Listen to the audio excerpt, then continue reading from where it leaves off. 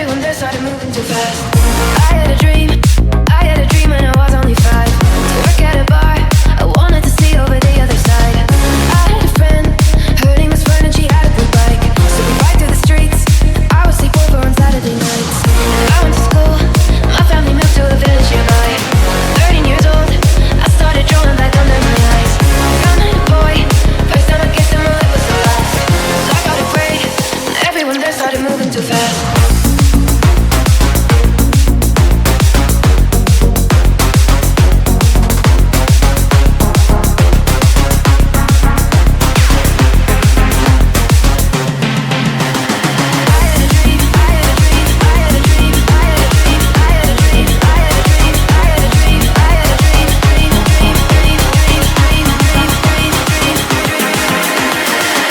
These are the moments